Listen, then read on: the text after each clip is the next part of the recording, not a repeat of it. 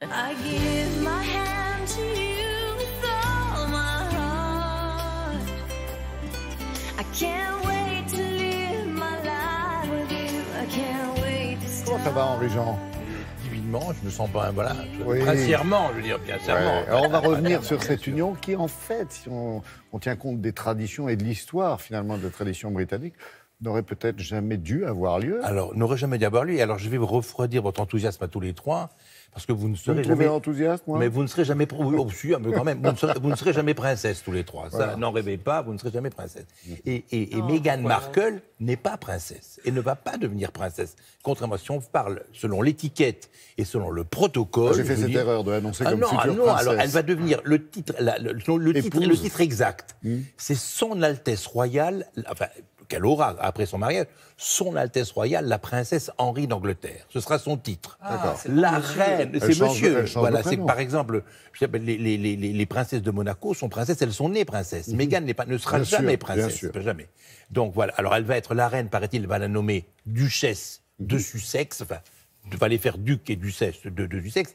Mais alors, ce petit événement, si vous voulez, agite le Landerneau et tout le Gotha européen, bien évidemment.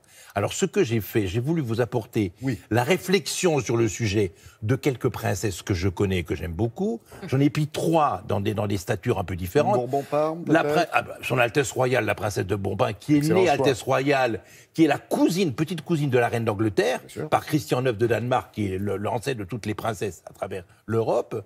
J'ai pris la princesse de Liechtenstein, qui est une roturière, comme Meghan, Milena Liechtenstein, qui est née roturière, qui a épousé le frère du prince régnant, qui est donc devenue princesse. Voilà. Son mari est maintenant décédé, mais elle est toujours princesse, bien évidemment. Et Hermine de Clermont-Tonnerre, qui était la petite amie, enfin, qui était très proche du duc d'York.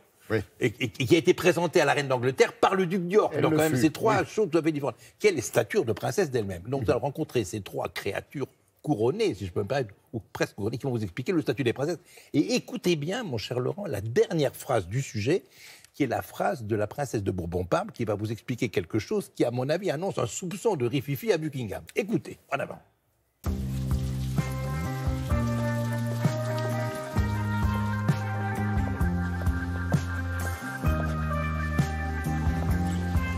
J'ai un lien avec la famille d'Angleterre par mon arrière-arrière-grand-père, le roi Christian IX de Danemark. Je trouve ça très amusant d'être cousine de la famille anglaise. Les mariages modernes des familles royales actuelles, ce sont des mariages d'amour, contrairement à l'époque, à ce qui se passait où les chefs de famille choisissaient les futurs maris et les futures femmes pour leurs enfants. Effectivement, ce mariage est atypique. Cette jeune femme n'est pas anglaise, cette jeune femme est divorcée, mais elle aime ce prince. C'est un mariage d'amour. C'est un petit peu choquant, le mariage de Harry et Meghan. Elle est comédienne, mannequin, elle a des associations aussi. Elle est féministe jusqu'au bout des ongles. Elle a quand même un look très américain, elle manque un petit peu d'élégance quand on la compare à Kate Middleton. Moi, je trouve que ce qui compte pour tous les jeunes d'aujourd'hui, c'est d'être amoureux et pas de savoir si on est de la même religion, si on est du même milieu. Moi-même, je suis une roturière et j'ai épousé un prince. J'ai rencontré le prince Albrecht de Liechtenstein, qui est le cousin du prince régnant. Ça a été merveilleux.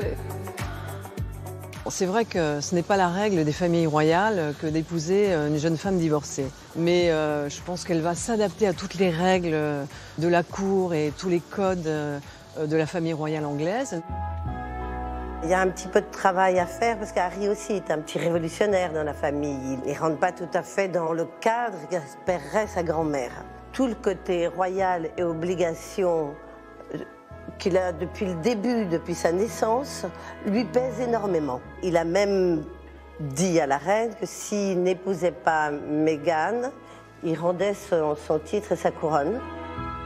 Le prince Harry, je le trouve formidable, il est moderne, il est beau garçon. Après ce qu'il a vécu quand même, la mort de sa mère et autres, je trouve qu'il mérite vraiment d'être très heureux. Elle est très belle, très sympathique. Il est intéressant aujourd'hui de voir que la reine d'Angleterre s'est modernisée, s'est adaptée à la vie actuelle pour accepter le mariage entre le prince Harry et Meghan Markle. Comment ça va se passer entre deux Altesses royales? Je pense que je ne vais pas faire la révérence à Meghan Markle car je suis princesse de sang. Elle est devenue une princesse, mais je suis née princesse. Donc... mais je ferai la révérence à la reine. Ça, c'est normal. Shocking. Toutes les princesses royales d'Europe ne vont pas faire la révérence à Meghan Markle, mais vous vous rendez compte? Mais on va droit au hallucinant. scandale. On va droit à un tapage à Buckingham, voilà. Alors je remarque que la princesse de Bourbon-Parme portait une robe de David Durand avec des perles extraordinaires, quelque chose de magnifique. Hermine de Clermont-Tonnerre expose au Louvre bientôt, elle fait des œuvres conceptuelles. Et la princesse Mila Liechtenstein habite à Paris. Et vous savez que la famille princière de Liechtenstein, c'est la seule famille dans laquelle il y a une Altesse royale black, si j'ose dire, puisque le fils cadet du souverain a épousé une jeune femme qui était une conceptrice de mode, qui était originaire d'Amérique centrale et qui a donc la peau noire. C'est la seule à travers le monde entier. Voilà. Et oui. Donc, longue vie aux épousés et vive ces toutes princesses délicieuses, exquises. Merci Henri Jean. Vous avez vu le rififi qui s'annonce. Merci Henri Jean et bienvenue, je vous préviens, bienvenue dans un monde moderne. Merci aussi Myriam.